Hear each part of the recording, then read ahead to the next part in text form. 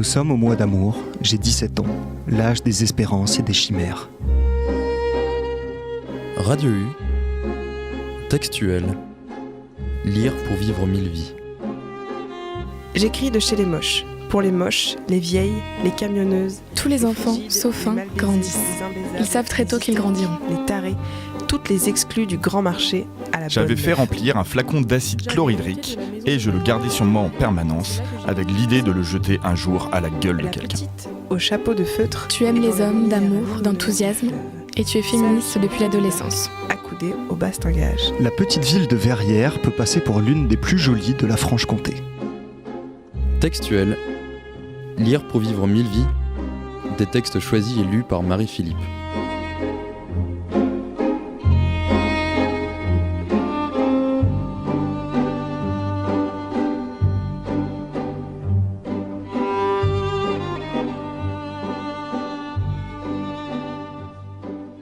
Bonjour à toutes, bonjour à tous. Je ne sais pas pour vous, mais moi, j'aime l'aventure. Partir à l'aventure, un sac à dos, de bonnes chaussures, une carte. Dormir à la belle étoile autour d'un feu de camp. Et aller là où le vent me portera. Tu parles, dans une ville, oui, tu veux bien te perdre, quand tu sais que le métro n'est pas bien loin. Mais l'aventure, la vraie. C'est vrai qu'une fois, je devais dormir dans un carbet en pleine forêt amazonienne, grouillante de vie sauvage, dans un hamac tendu entre deux piliers, le fleuve glissant à quelques mètres de là. Dans la nuit noire, chaude et humide, un zézément d'insectes se transforme en glissement de caïmans. Un souffle d'air sur ma peau exerce la pression insoutenable d'un boa qui se penche au-dessus de moi et me regarde sans bouger. Les feuilles des arbres, c'est une armée de singes silencieux et malins qui s'amassent en retenant leur souffle à mort juste au-dessus de moi. J'ai peur du noir. Même chez moi, la nuit, le canapé est un monstre tapi qui me guette et menace de m'engloutir au sortir des toilettes. En fait, je ne pars pas à l'aventure. Je réserve à l'avance mon gîte, je regarde les avis des autres et je dors avec une veilleuse. Par contre, le soir, avant de m'endormir, je lis des livres d'aventure. Et ce soir, je suis en Chine, dans les années 70, au Yunnan et en Mongolie, et je lis « Perdre son chemin » avec A. Cheng.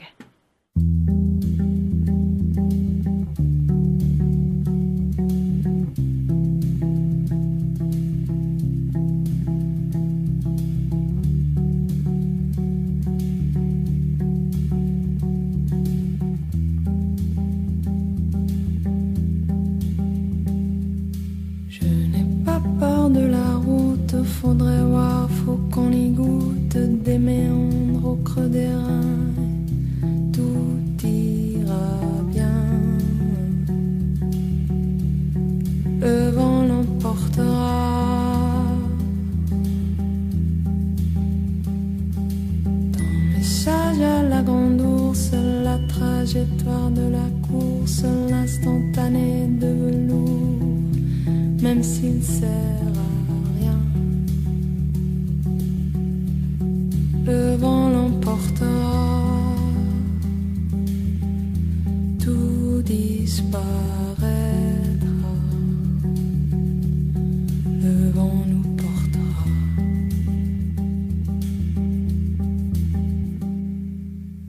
Caresser la mitraille, cette plaie qui nous tiraille, le palais des autres jours, hier et demain.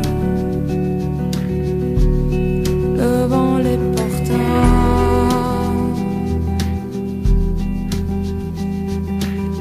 Les petits combes andouillères des chromosomes dans l'atmosphère. Le pont de corde. Je ne crois pas que ce bruit soit celui de la rivière Nutiang. Sans un mot, le chef frappe du talon son cheval qui hésite. Les bœufs aussi ralentissent. Un grand aigle décrit dans le ciel un demi-cercle avant de piquer soudain droit dans la montagne, du côté d'où vient le bruit. Comme s'ils avaient reçu un signal, les chevaux s'arrêtent. Silencieux, Les hommes descendent de leurs montures et s'approchent des bœufs. Soudain, ils lancent des chapelets d'injures et frappent les bêtes. Le son des clochettes reprend et la caravane, telle une bouillie épaisse, coule lentement vers le col.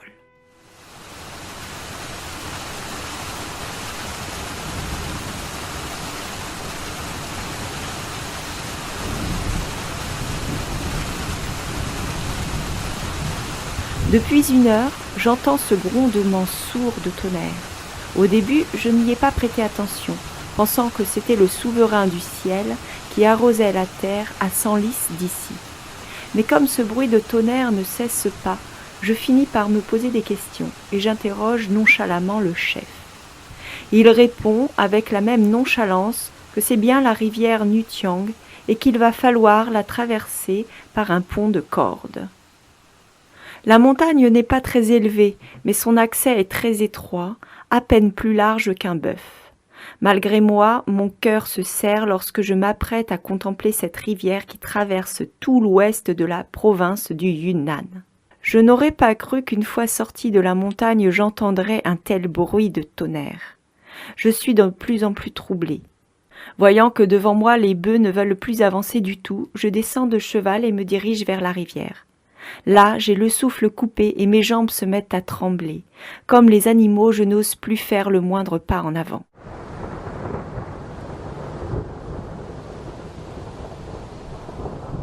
Notre caravane se trouve au sommet d'une falaise abrupte, d'une hauteur prodigieuse qui s'étend à mes pieds. Après avoir tourné plus d'une demi-heure et ressenti la rudesse du vent au bas des montagnes, je ne m'étais pas imaginé marcher à une telle hauteur. Dans ce gouffre sinistre, la rivière Nutiang brille au nord-ouest comme un mince filet d'eau, d'où s'élève un grondement sourd. Quand je me penche pour la regarder, je tressaille brusquement et je pousse un cri d'effroi. Je me retourne à la hâte, mais il n'y a rien. Simplement, je n'ose plus regarder vers le bas. Mon cri s'éloigne, va percuter la falaise d'en face, puis revient en écho. Assis sur son cheval, le chef sourit. Sa monture, qui en temps ordinaire n'a rien de majestueux, prend à cet instant un air grandiose avec sa tête dressée et sa crinière qui flotte au vent. Les yeux du chef ne forment plus qu'une mince fente. Il scrute le ciel et un éclair froid fige son visage, puis il regarde la passe et les muscles de ses joues se crispent. Les hommes hurlent, s'arrêtent un instant et reprennent de plus belle leurs cris qui se mêlent à l'écho. Leurs clameurs s'élèvent puis disparaissent lentement dans le gouffre. Comme si elles nous frappaient le cœur, les cloches des bœufs résonnent au rythme de la marche. La caravane se déplace en tremblant en direction du pont de corde qui enjambe la passe.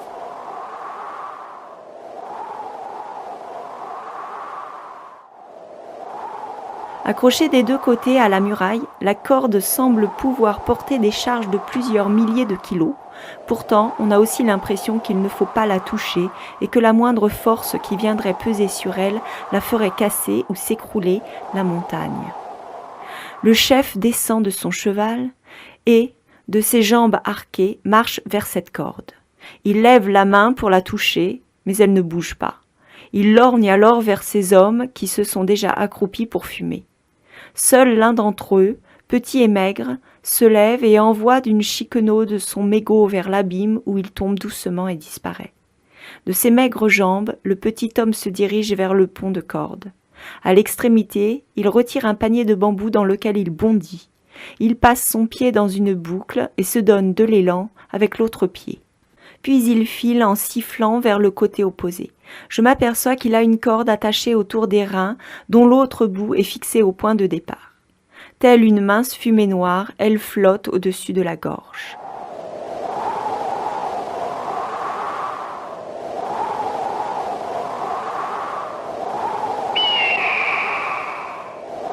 Le grand aigle tournoie à plusieurs dizaines de mètres au-dessous du petit homme maigre.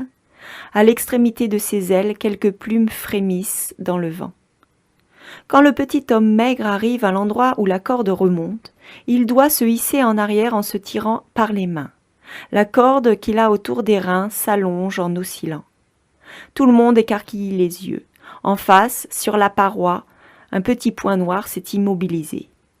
Un instant plus tard, un son prolongé parvient de l'autre côté, et la corde se met à vibrer plusieurs fois. Un autre homme se lève en s'essuyant les fesses. Il remonte son pantalon et lance un juron en riant. Tour à tour, 3 hommes disparaissent de l'autre côté. « Vous voulez encore vous reposer » demande le chef d'une voix enrouée. « Non, pas besoin » répondent ceux qui sont restés. Et ils vont dans le troupeau pour défaire les chargements. Les bœufs se sont couchés sur le sol depuis longtemps. Ils clignent leurs yeux remplis de tristesse. 2 hommes font lever l'un d'eux et le poussent en l'injuriant jusqu'au bout du pont de corde. L'animal est tout mou, 2 larmes coulent de ses yeux vides et son corps se met à trembler. Une fois qu'ils lui ont attaché les 4 pattes, les 2 hommes l'accrochent au panier de bambou auquel ils nouent une corde.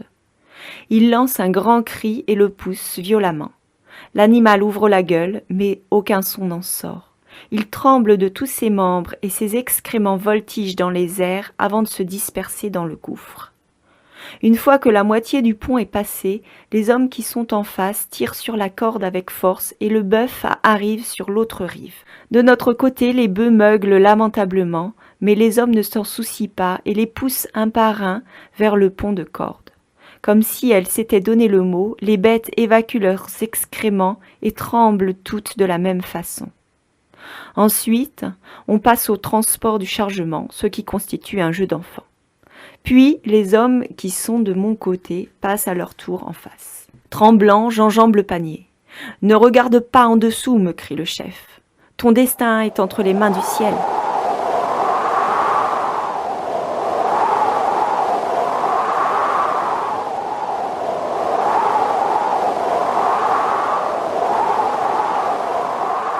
Je ne sens plus que le vent qui siffle à mes oreilles. Je n'entends plus rien. Le cou raidi, je regarde fixement le ciel comme si je contemplais la mer. Cette mer sans vagues se met à tournoyer. Sa profondeur me laisse bouche bée, son immensité me donne la nausée. Quand je sens que je ralentis, je tends la main vers la corde et me tire en arrière. Tressée d'une dizaine d'écorces de bambou, elle est aussi tranchante qu'un couteau. Le sang coule de ma main et colle à la corde que je tiens encore plus serrée. Dès que je desserre le poing, la douleur revient, mais ce n'est pas le moment d'y penser, il me faut rapidement reprendre la corde. Petit à petit, du sang coule sur mon nez et sur mes lèvres. Naturellement, je ne m'en soucie pas non plus. Mon destin est entre les mains du ciel. Soudain, un rire à mes oreilles. « Tu te cramponnes à ta queue ou quoi ? Regarde sous tes pieds !» Je m'aperçois seulement à ce moment que je suis arrivée au bout. Quelques hommes sont en train de fumer en riant, les yeux plissés jusqu'aux oreilles. Je descends prudemment, mes jambes flageolantes me portent à peine. Mes pieds trépignent de joie, comme s'ils découvraient pour la première fois que la terre existe encore au monde. Ma vessie est gonflée, mon sexe tout flasque. J'ai l'impression d'avoir envie de pisser, mais je ne le fais pas, car j'ai peur de perdre mes dernières forces en urinant. Clignant des yeux, je reste tendue, les 2 mains le long du corps. Soudain, un sifflement dans les airs me transperce la cervelle et me fait sursauter. En me retournant, je vois le chef qui nous a déjà rejoints. Il saute hors du panier, essuie un peu les jambes arquées de son pantalon et s'approche des hommes. Quelqu'un lui passe une cigarette et l'allume. Une épaisse fumée entoure son visage, puis elle est dissipée par le vent qui emporte aussi de petites étincelles. Les chevaux et les bœufs gisent encore sur le sol, le corps tremblant. Pendant une demi-heure, ils n'arrivent plus à se lever. Le chef et 2 hommes s'approchent de la falaise et baissent leurs pantalons. Leur urine décrit un arc de cercle. Puis, quelques mètres plus bas, elle est dispersée par le vent et se dirige en direction du gouffre, vers le sud-est. La rivière Nutiang, tout en bas, coule comme un mince filet d'urine.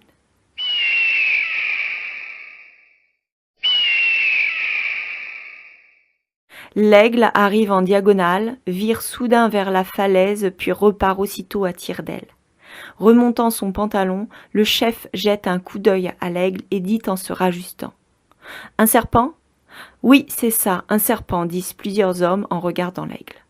Finalement, les bœufs sont à nouveau chargés et les clochettes recommencent à tinter, comme si les bêtes avaient hâte de quitter les lieux. Lorsque je remonte sur mon cheval, je réalise seulement que je suis couvert de sueur. Le vent me fait frissonner.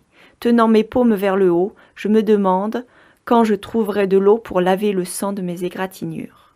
Je gonfle mes joues au vent et pousse un long soupir. J'entends à nouveau le grondement de tonnerre de la rivière Nutiang qui ne cesse de retentir. Du haut de mon cheval, je me penche vers elle. Ma bouche est sèche, je ne vois plus l'aigle.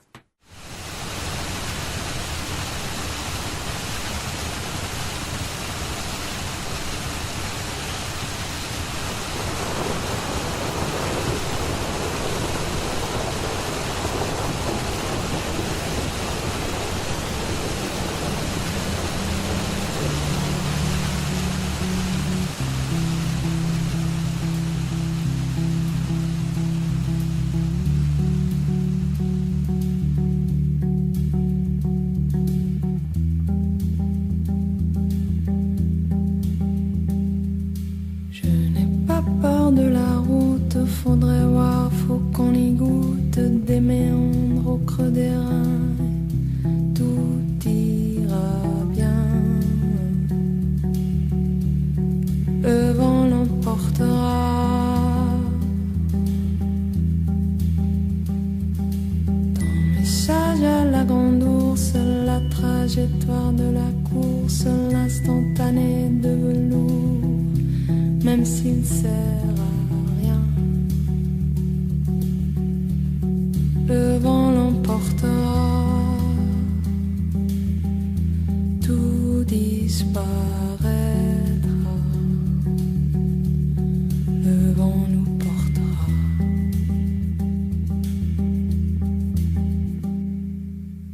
Caresser la mitraille, cette plaie qui nous tiraille, le palais des autres jours, hier et demain. Le vent les portera.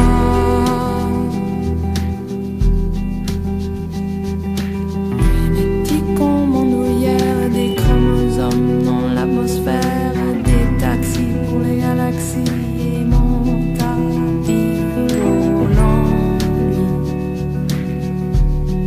Le vent l'emportera, tout disparaîtra. Le vent nous portera.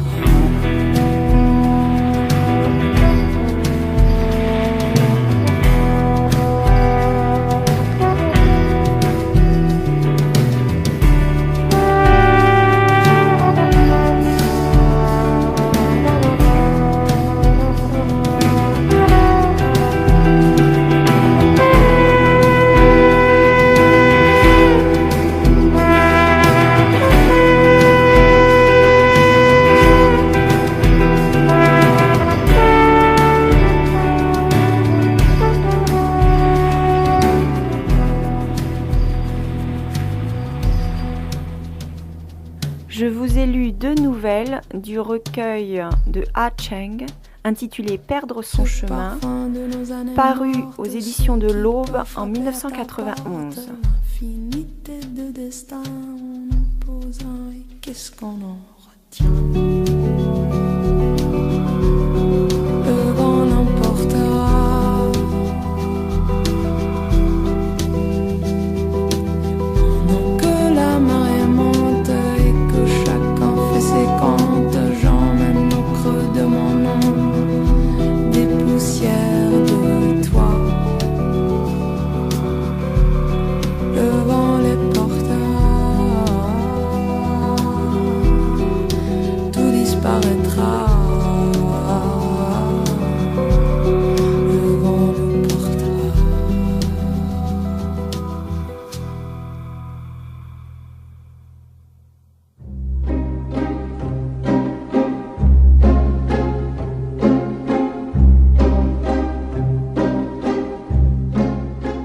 Textuel, lire pour vivre 1000 vies, des textes choisis et lus par Marie-Philippe.